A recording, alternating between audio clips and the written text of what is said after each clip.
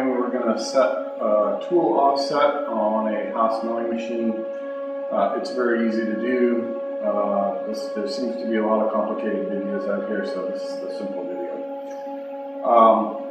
We here set all of our tools to the top of a 1, 2, 3 block. This is 1, 2, 3 block. We do it on the 2-inch dimension, and you can see this one's even a little bit scraped up. It's a cheap block, they're sacrificial to me. All of our tool tips are set to the top of this block, and then subsequently for different jobs we change the Z dimension in the G54 to compensate for the different materials or different shapes of materials in different jobs. So we're going to set G54 in the next video. This video is just a tool offset. We're going to take tool number 16, our tools over here in a rack. Every tool in the rack is in the control. If it's not in the rack, it's not in the control. You can do the exact same thing with a tool changer, and you need a system like that. Otherwise, you'll put tools in the machine that are not in the control, and you'll have difficulty. This is tool number 16. It goes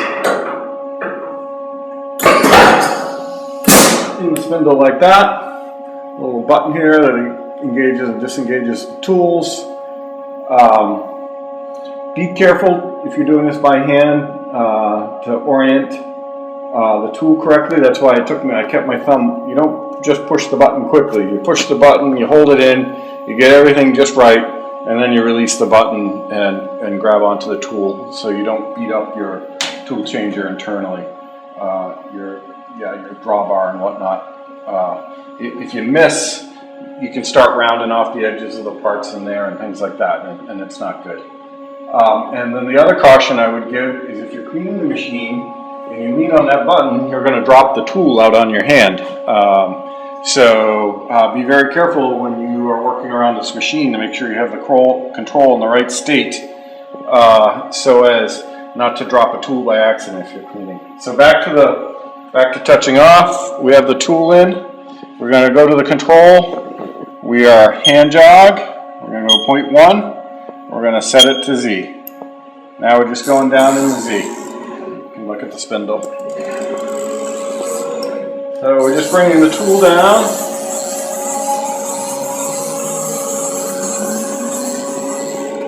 Alright, the tool now is below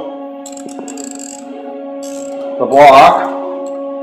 You can see. So you don't want to drive your tool down into the block.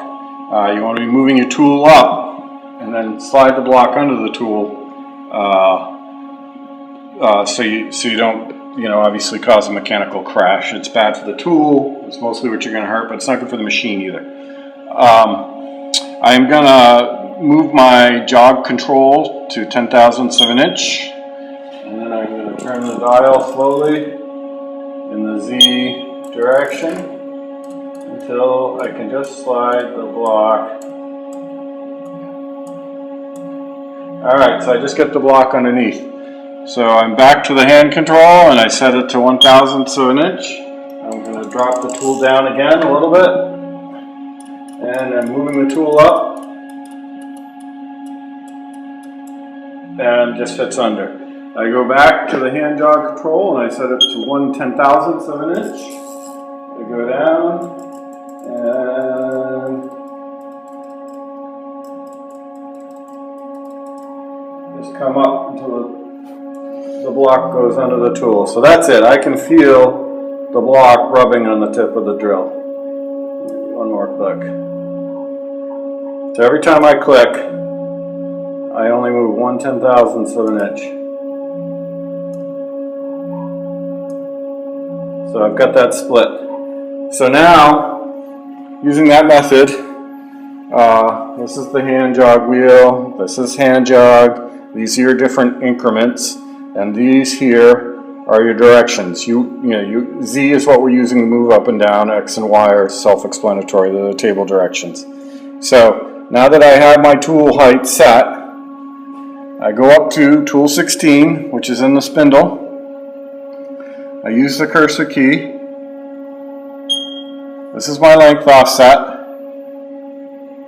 And I go over to the tool offset button, which is over in the upper left-hand corner of the control, right under F1, tool offset. And if we look, I set it, and the value under the height of the tool has been changed. So, what is this value? This value in your G code is your H number. You can see the H up here, and each tool can have one or more H values associated with it. Basically, the way we work here is tool 16 has offset 16, and we just don't vary from that. Just keeps it simple.